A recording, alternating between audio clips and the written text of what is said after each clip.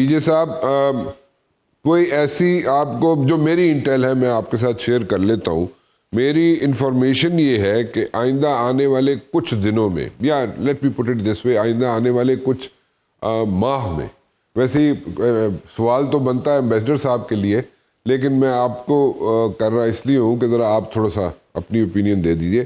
آئندہ آنے والے کچھ مہینوں میں یا ہفتوں میں, let me put it this وے, میں ذرا کلیئرٹی کے ساتھ اس لیے نہیں بتانا چاہ رہا کہ میرا سورس جو ہے لیک نہ ہو جائے, تو اس لیے میں بتانا چاہ رہا ہوں کہ کوئی ایسے سچویشن بن سکتی ہے جس میں پاکستان اور انڈیا کے بھی بات چیت شروع ہو جائے. نہیں, بالکل نہیں بن سکتی. اچھا, کیونکہ ہم ایک لاگر ہیڈز پہ ہیں. ہمارے مسئلے یہ اس وقت آپ کہہ لو کہ ایک سیز فائر ہوا ہے. یہ آپ کے سامنے ایک کنفرنٹیشن ہوگی اور اس میں کوئی دو رائے نہیں. یہ پریپیئر کر کے آئیں گے. آپ نے دیکھ لیا کہ انڈین پارلیمنٹ کے اندر کس طرح دھلائی ہو رہی ہے اس کی, مودی کی. وہ جواب ہی نہیں دے رہا بالکل. جو اس کو سوالات کیے جا رہے ہیں, یہ راہل گاندھی جو کر رہا ہے اور دیگر جو اور ان کے لیڈرز ہیں, تو وہ ایک فیس سیونگ کے تحت یہ کچھ نہ کچھ ایڈونچر ضرور کریں گے. اچھا, اب ان کا 10 سال کا ایک پیکٹ بھی ہو گیا, ڈیفنس پیکٹ.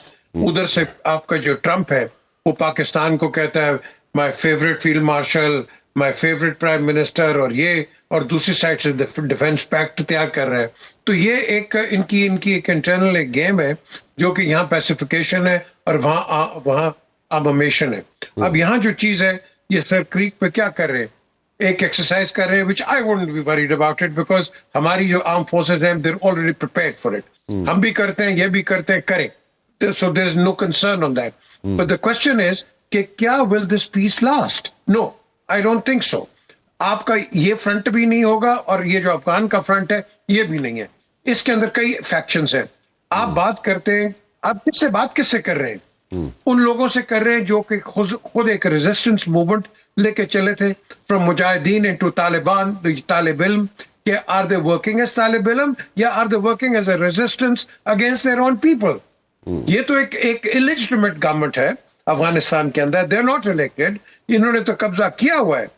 جیسے آپ نے کہا we love the Afghan people, we have a lot of feelings to them. ہم نے ان کو پناہ نہیں دی. ہم نے ان کو کن کے خلاف پناہ دی ہے؟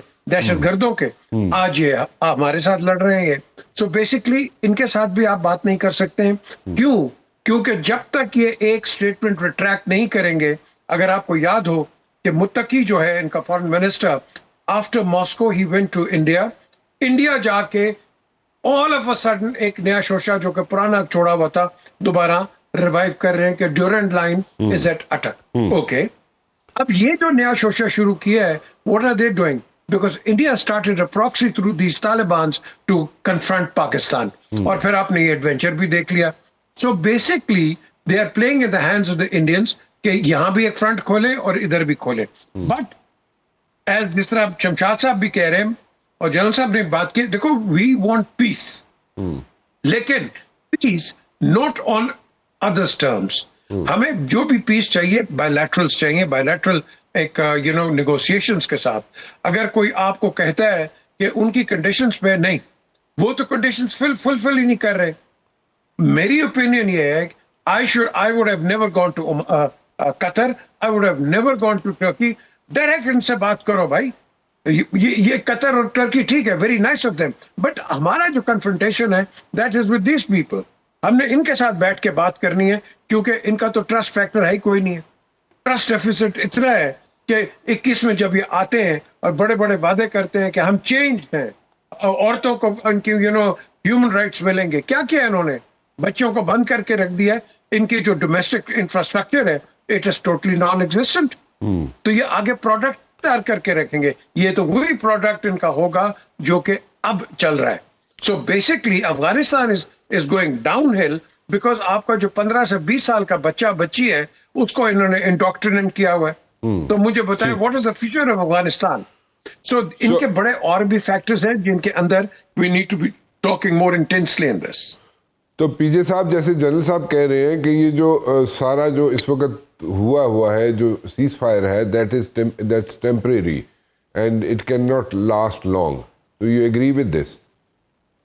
I totally agree with it, because ये आपके सामने वो टांका पट्टी की बात कर रहे हैं.